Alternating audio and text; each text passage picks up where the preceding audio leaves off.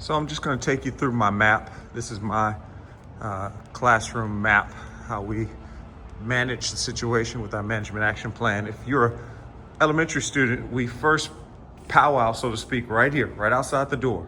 I always give the kids maybe about 2 minutes as I walk them down from their elementary classes to just kind of decompress. I recognize and understand that we can't make withdrawals from kids if we don't first make deposits. So this little walk allows us to have relationship, trust, influence, and then we walk through the doors, then we get down to instruction. It also allows them to talk with their friends, because I recognize that for some kids, this may be the only time that they've seen their friend all day. So I have to give before I take.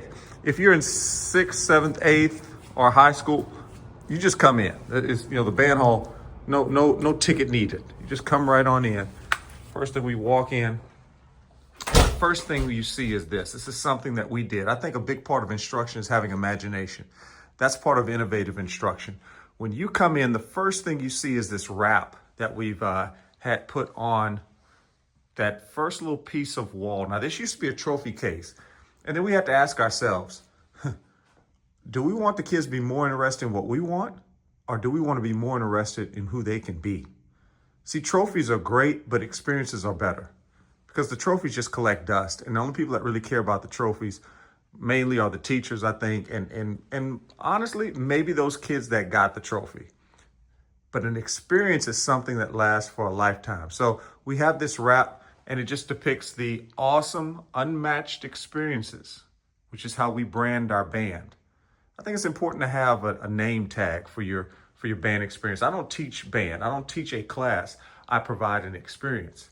And you can see here, these are just some of the experiences a kid can see. When they first walk in, this is where they keep their personal belongings. They walk through the door, and then immediately they're met with their future. They have a compelling future. Then we understand we live in the modern age. Everything's got to be 40 seconds or less, 40 characters or less, TikTokable, Snapchatable, Instagrammable. It's got to be bite-sized. It's got to be fun-sized and visual too. So we show them who they can look forward to being, not just what they can anticipate doing in the class.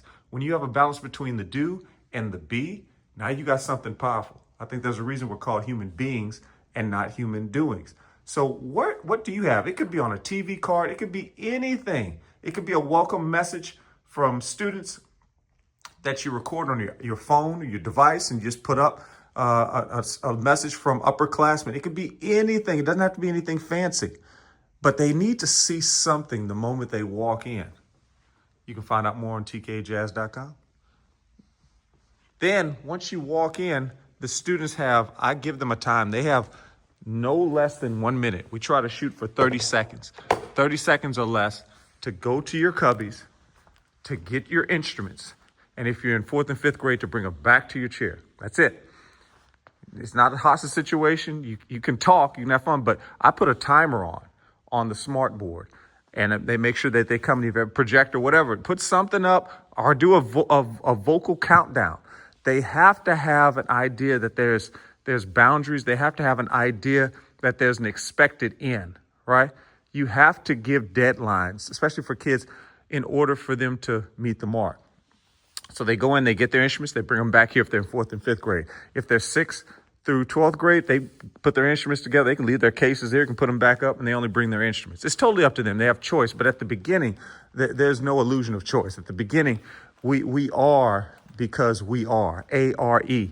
And what does A-R-E stand for? On that TV, we have an agenda that I put up. It tells them what they're doing for the day, outlines it point by point. Right here, we have the routines. That's the A, this is the R. The routines, these are simple things that students know to do each and every day. And we repeat it until they can represent it. We rep it to rep it. Personal belongings on the shelves, you saw it when you came in. There should always be a place, in my opinion, for students to unpack so they can be fully vested in what they're doing in the moment. Bring horns to the cases to the chairs. Again, the exception to that would be the older students. Have a pencil in your music, and you can see right here, we got the situation already taken care of. All of our things are right here. So we got the reeds from smallest to largest sizes. We got the valve oil here. We got more reeds. We got mouthpiece patches, which these are amazing, by the way. We got the screwdrivers. We got all the things right here. We got extra music. We got the pencil sharpening. We have the pencils right here. We got the Kleenex. We got extra books that they may need. All the things that they may need to be successful are right there. And then that way, in the first 5 minutes or so, students can warm up on their own. And now I have a strategic place where I can get everything done in those first 5 minutes. Any emergencies we take care of right here, okay? We also remind them to take their belongings with them. Why? Because we want the next class to be set up as nicely. As far as my setup goes, I make sure that I put space between the chairs. I took this from COVID.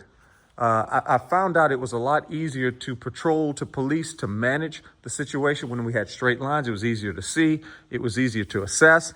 And then when we get closer to assessment or to performance, then I bring the concert arcs back. But particularly for elementary classes, this is something psychological about this. When you have these lines, the kids, they behave better. They do better. When you have the space between the chairs, you cut down on behavioral issues as well, too.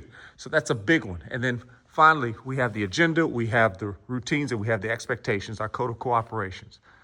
Follow directions, raise your hand to speak, stay in your seat, be prepared, respect property of others, treat others with respect, gum, candy, food, or drinks are not allowed. In the first 10 minutes of class, we go through these things very briefly. I call it win by 10. And when I say in the first 10 minutes, it means all these things are demonstrated. When they walk in, person belongs on the shelf, they see who they are, they grab their interest, they bring it back to their case, and we do maybe a 30 to 45 second run through of the code of cooperation. Why? To make sure all hearts and minds are clear on the same page. And then finally, I've created this customized curriculum map matrix. I call it the IM, Instructional Academic Matrix, and it just takes us through. It takes us completely through everything that we do. And it does in such a way a kid can see who they're supposed to be in August, who they're supposed to be, what they're supposed to be able to do in September and October, according to their grade level. And we have it for each grade level. And when the kids get things done, we check it off. We have a celebration at the end of the month. And I'm telling you, there's so much pride that goes through this class when kids see that they are actually achieving.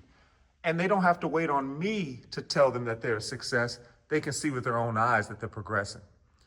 It's so important that you situate things where, as a student, I can see that I am, Instructional Academic Matrix, I am getting better. As a student, I can see that we are, ARE, agenda, routines, expectations. We are becoming better. And if you do that, if you have something in place like that, it creates not only community, culture, connection, climate, but it creates a classroom map, a management action plan that puts you in a situation where the class doesn't induce stress, but it reduces stress. So let's continue. Keep on going, guys.